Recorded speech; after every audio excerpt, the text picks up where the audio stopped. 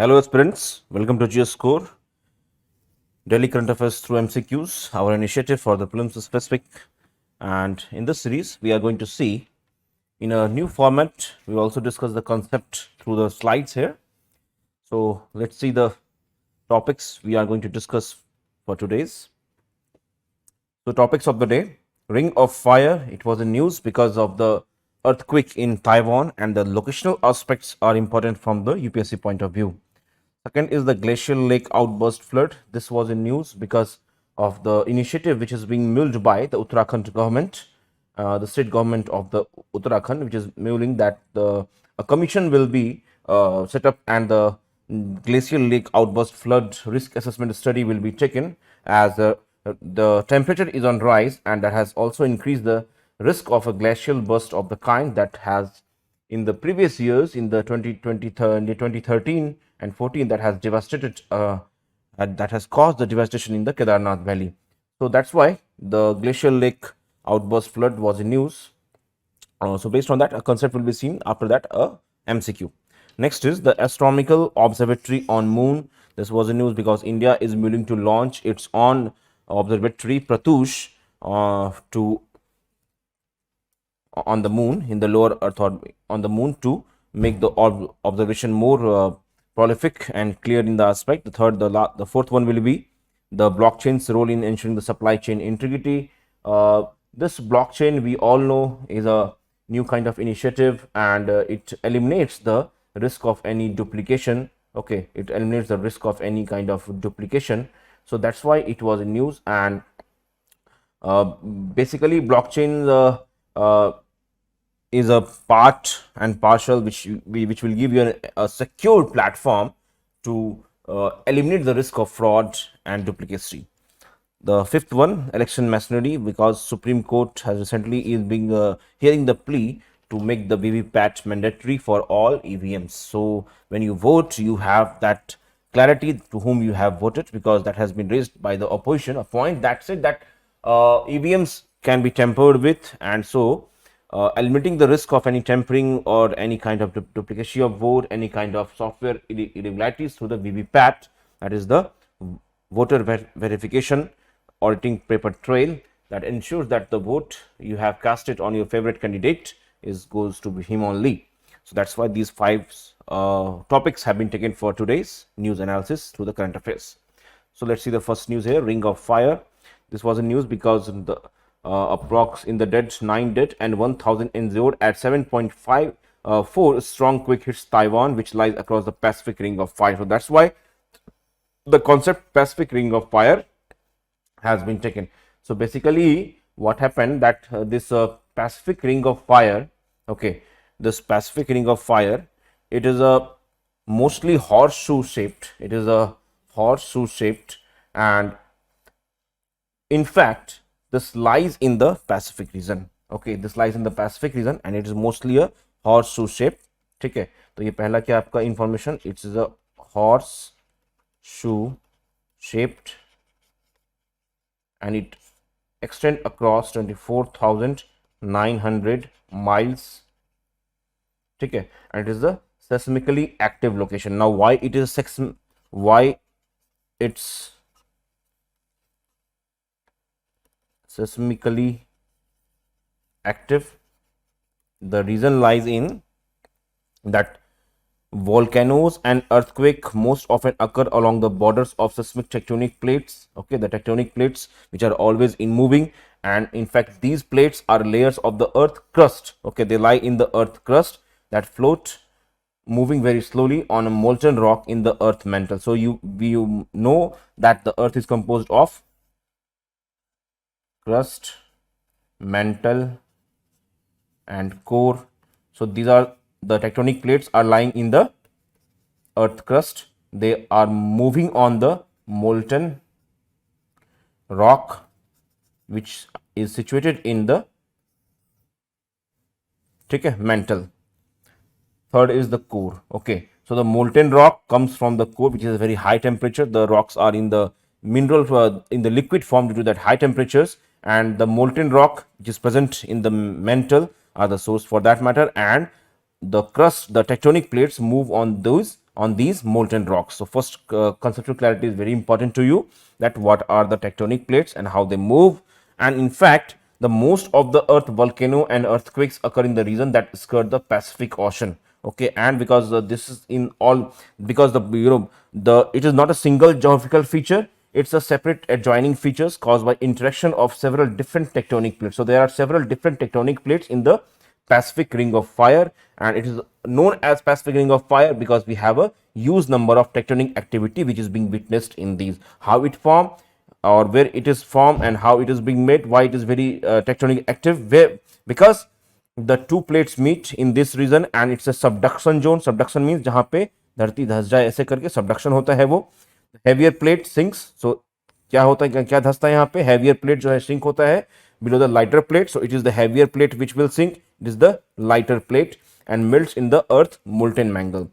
However, the ring of fire does not extend across the southern Pacific Ocean from New Zealand. That the extension of the ring of fire is not in the southern, from the southern parts towards the southern parts to the Antarctic Peninsula, or from the New Zealand to the southern tip of the South America, because the submarine plate boundaries in this part, that the submarine plate boundaries which are located in this part are of the Pacific Ocean and are divergent in nature, which means divergent means जो एक दूसरे से अलग हो, which are divergent from. This is one thing. Convergent, which meets together. Then other is divergent, which divert in two other parts instead of convergent. So that's why, although some of the volcanism occur in this region, then the region extending from New Zealand to the Antarctic Peninsula or to the southern tip of the South America, but they are not convergent instead of the divergent. Okay, so that's why the Pacific Ring of Fire was in news, and the Pacific Ring of Fire are the places where the most of the earth volcano and earthquakes occur in this region, that is called the Pacific Ocean. Okay, it's a 40,000 kilometer long dotted with seismically active location. Why? Because they have the tectonic plates which are moving in this region. Tectonic plates are the plates in the region of earth crust, and they float on the molten rocks in the mantle, which have a source from the core region of the earth. Okay, so that's why we have the seismic activities. Is this clear to you now? I hope most of the points are clear here. So let's see the questions now. The question says that consider the following statement regarding the ring of fire.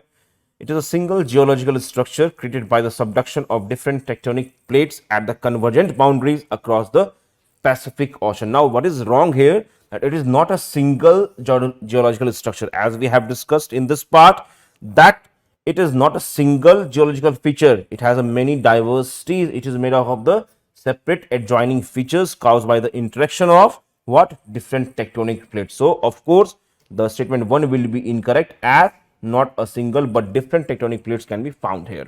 That's why ring of fire. The ring of fire extend across the southern Pacific Ocean from New Zealand to the Antarctic Peninsula, or from New Zealand to the southern tip of the South America. This was incorrect, as we have discussed in the previous slide, that it doesn't extend across the southern Pacific Ocean from New Zealand and to the tip of the southern America. Okay, I hope the concept is clear to you from the questions. So which of the given above are correct? So neither 1 nor 2 are correct here. Next topic, we have the glacial lake outburst.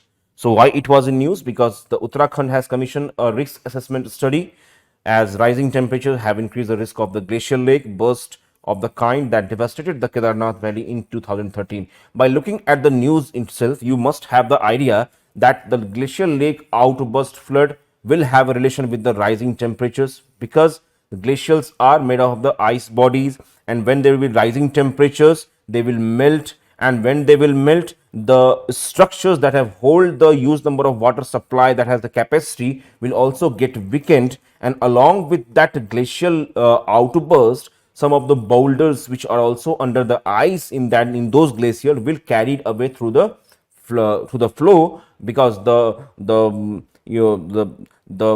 structure which was holding back the glacial lake was broken down, and that's why the flood will be there. So by looking at the news itself, you must have some idea that what can be questions can be framed in that manner, and you must have been aware of the fact that in the Kedarnath Valley there was a glacial lake outburst flood that was very devastating in nature. So the concept capsule now. So glacial lake outburst flood is a type of flood when water dammed by glacier or a moraine is released suddenly. Moraine is a feature, is a physiological feature which occur in the icy bodies. In the it's a kind of icy formation bodies जो हमें वहाँ मिलता है, and it is type of flood occurring when water dammed by glacier. So basically when the ice melt, the water, the holding back by the glacier itself, dam मतलब जो hold करता है, that's similar dam we construct which holds back a lot of water. Similarly, the water is released when the dam which was created by the glacier or the moraine is released suddenly. Okay, this is the conceptual clarity you must get, that why there is a flood in that region. Okay, then when the glaciers melt, क्यों होता है ये? When the glacier melt, the water in this glacial lake accumulates behind those naturally formed glacial moraine dams. So they are the naturally formed, of course, logically correct. They are the naturally formed.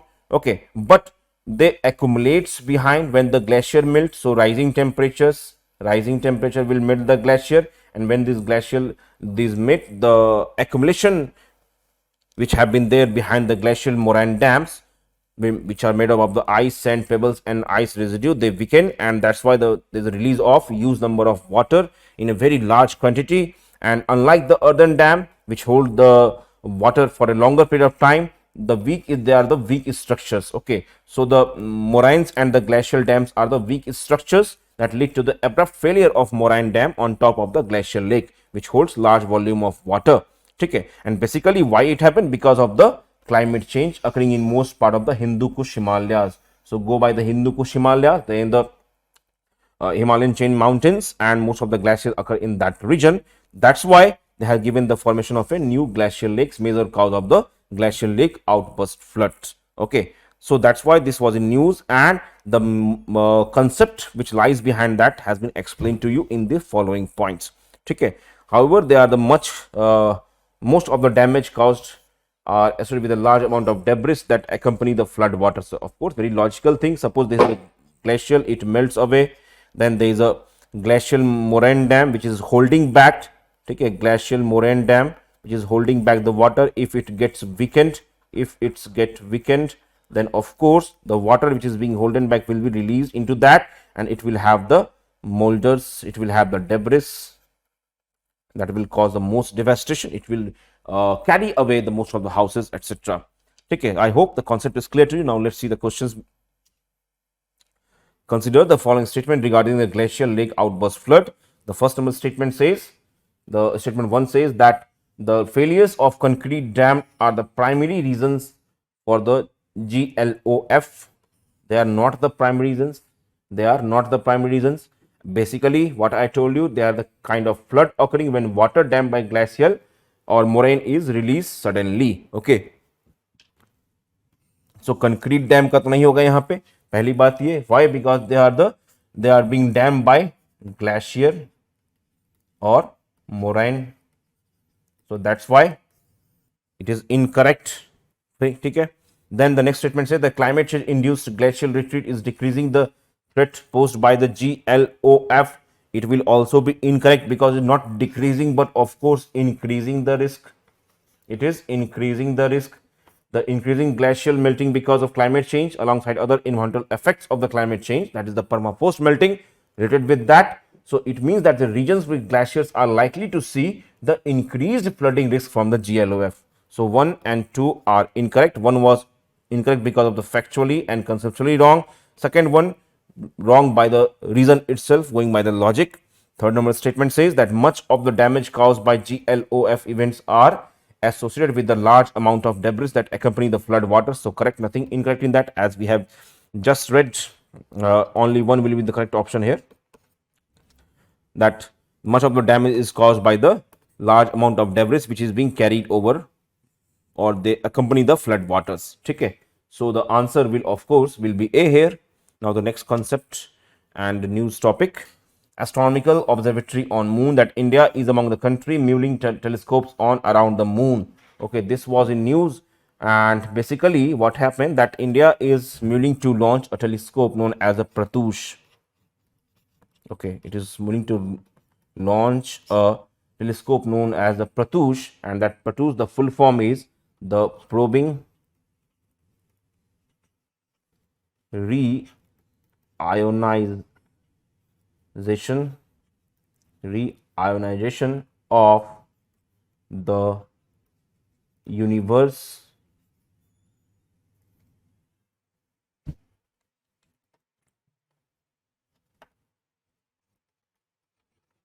signal from hydrogen.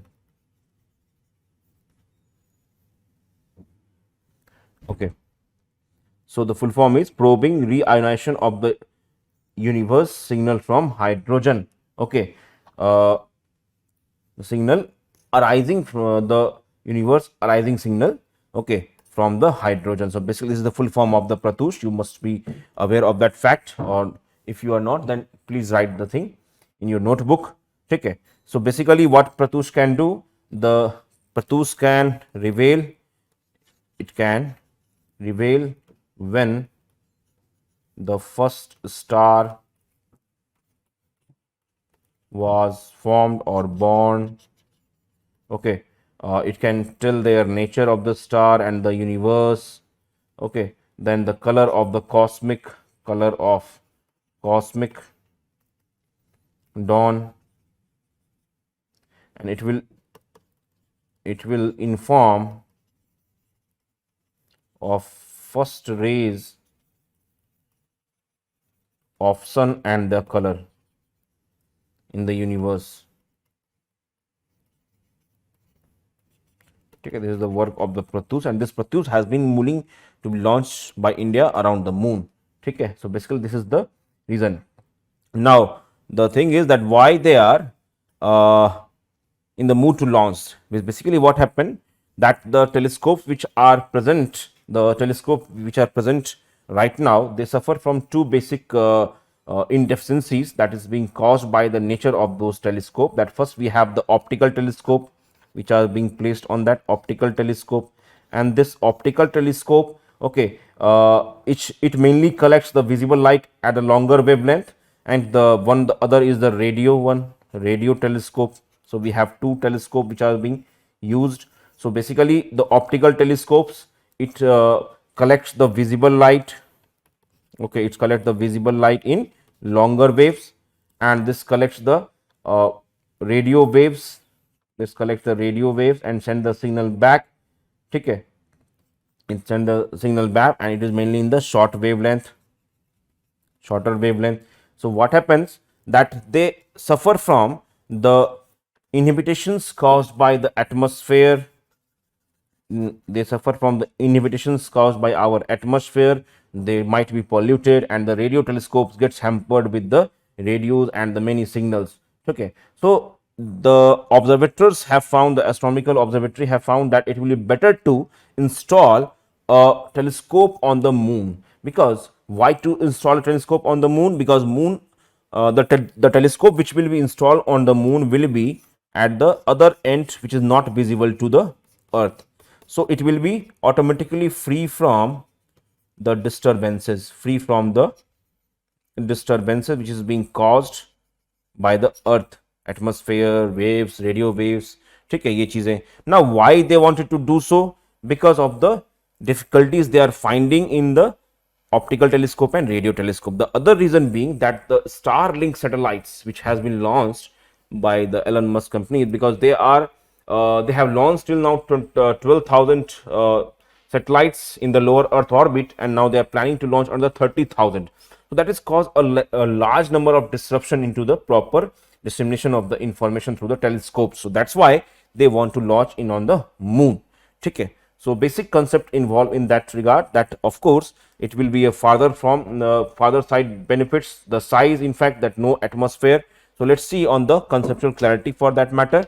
So why they are launching on the moon is clear to you. Now what are the benefits? So benefits would be that the moon don't have to deal with the atmospheric distortion, as I told you, like wind loading or the long wave radio cutoff. So there is a lack of the atmosphere on the moon, which also allows the access to the entire spectrum, including the visible, ultraviolet and infrared. So we have the access to the all spectrum we have because of the moon doesn't have an atmosphere. The size, of course, there is a low gravity on the moon, and the absence of wind will make it possible to install extremely large telescope with very large instrument. These instruments will be carried over by the rockets we have. Okay, then the far sighted benefits, as I told you, that it one side of the moon always faces away from the earth and is permanently shielded from the radio signals which is generated by the humans on the earth. And during the lunar rite, that we have the 14 lunar day in the on the moon, so it also protected from the sun. Dark sky, so when we have the 14 days we have a dark sky that allows the non-stop astronomical observatories. Okay, so that is the main conceptual clarity which you must get with regard to the launching of the telescope on the moon, and that will help us to observe more beautifully and more with more clarity. Okay, so based on that, let's see the concepts involved here and the question based on that. So which of the following is not an advantage of having astronomical observatory on moon? So it is asking on the not an advantage. So we have discussed the advantage here. So let's see which of among the following are correct or incorrect here. So no atmospheric distortion. Okay, so no atmospheric distortion is one of the advantage, so it will not be the answer. Shielding from the radio signals generated on the earth. Now basically it will, okay, it will moon far side only, it will shield the from the radio signal generated on the earth and not the entire lunar surface. So it will not be shielding from the radio signal generated on the earth. Not correct. Why? Because it is not true, it is not true for entire lunar surface. It is only true for the surface which is not visible to us. That's why it is not one of the important benefit, though some of the half part of the moon will be shielded from the radio signal generated on the earth. Number C, observation of wavelength greater than 10 meter. Of course, that was the here, because universe currently expanding, the 21 signal generated by the hydrogen in the early universe has been shifted to much longer wavelength. The large telescope with large instrument, of course, it will be one of the benefit here. Okay, so B will be incorrect. Why? Because it doesn't imply on the entire lunar surface, so that's why it will only cover a dark side of moon. That's why number B is incorrect here, not an directly advantage of the astronomical observatory on moon. The fourth one, the blockchain role in the ensuring supply chain technology. Why in news? Of course, it is being explored as solution to tackle the menace of fake drugs. Okay, so see the conceptual clarity here. Blockchain basically work on the decentralized platform. This is the most important concept here. Decentralized platform, one or two boxes can be added using a code, but it cannot be tampered with, can't be tampered. No central authority required. Basic conceptual clarity. No central authority required. It is self automation and decentralized. So conceptual capsule we have, it offers a secure and efficient way to manage supply chain by providing a tamper proof. How? Okay, basically by leveraging the blockchain, the supply chain participant can track the movement of goods from the origin to destination. Okay, from the origin to destination without any distortion. Okay, so they offer a very efficient and secure way of supplying the in terms of supply chain. And if you see, they track the movement of goods from the origin to destination. They ensure the authenticity and integrity at every step. They are the self-executing contracts within the terms of the agreement. Okay, and they can automate various aspects of supply chain management. The transparency and the immutability of the blockchain technology help in reducing the fraud, counterfeiting, and errors in supply chain operations. So that is the important terms with regard to that. The concept I have explained you here, that they work on a decentralized platform and no central authority is required. They are tampered proof. So that's why very useful for the decentralized transaction and especially to tackle the menace of fake drugs. Let's see the question based on that. So blockchain technology ensures transparency and traceability in supply chain by recording all transactions in a decentralized ledger. So of course it will be the correct statement here. One of the key features In supply chain management, its ability to prevent tampering with data as each transaction is cryptographically linked to previous one. Yes, true. The blockchain immutability prevents the feature of the blockchain, that is the immutability prevents tampering with the data. Okay, as each transaction is cryptographically linked. They are the cryptography means they are being crypted. Okay, वो code किसी के पास होता नहीं है, ठीक है, तो it easily make it impossible to alter the historical records without the detection. So if you alter, it will be detected. So blockchain, the number 2 and 1 statement both are correct here. Number 3 statement, blockchain technology relies solely on centralized authority. No, it will be incorrect. No centralized but decentralized, as we have discussed, to verify and authenticate transaction. Okay, so they eliminate the need for a central authority to authenticate the transaction. Instead, these transactions are verified through, they are verified through a consensus mechanism among network participants, and they ensuring the decentralization. So basically this is the number 3 will be incorrect here, only 2 answer will be here. Now next topic we have election machinery. Why in news? Because Supreme Court has issued a notice to the EC, Election Commission of India, regarding the plea demanding the complete counting of voter verified paper audit trail VVPAT system paper slip in elections. So let's see the conceptual clarity here. We have the EVM machines, okay, electronic voting machine. It is an electronic device, okay, and it consists of the 2 units, a control unit which is with the presiding officer of the booth, and a balloting unit where we cast the vote, and they have been joined by a cable. Okay, it is the control unit placed with the presiding officer, and the balloting unit is inside the voting compartment. Okay, so basically it eliminates the possibility of casting the invalid votes. How? Because the control unit will be in the charge with the presiding officer, and when he will release the button, then the balloting unit, the person standing in the balloting unit, will be able to cast his vote by pressing on the blue button. Okay. With regard to the invalid votes, we have the tradition of getting the invalid votes booth capturing in the 90s. However, that was eliminated, and the first EVMs were used in the 1982 in the assembly elections at Paror in Kerala. Okay, might be important from the prelims point of view. Then the EVM being used by ECI, and in the post 2013 period M3 EVMs, and they can cater to a maximum 384 candidate, and basically they can only record 2000 votes. Okay, and the next one, the voter verified audit trail, we have the verified on paper. There's a kind of record keeping to whom you have voted.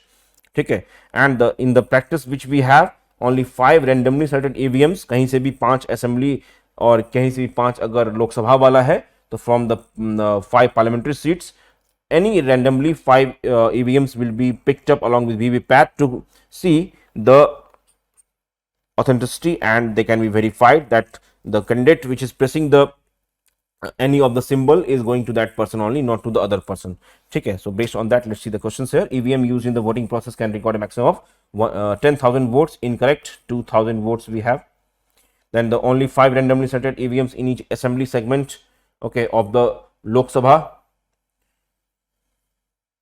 seat are verified through counting of the voter verified paper audit trail paper slips. Correct statement. EVM completely eliminates the possibility of invalid votes. Yes, it will completely eliminate. Why? Because they control of they have a control unit, control and the ballot unit. So it is nearly very impossible, nearly almost it invalidates the it eliminates the completely eliminates the possibility of invalid votes. Okay, that's why statement 3 is also correct.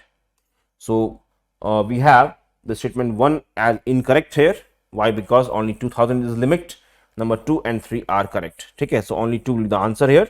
So that's what for now. We'll see you later. Thank you very much.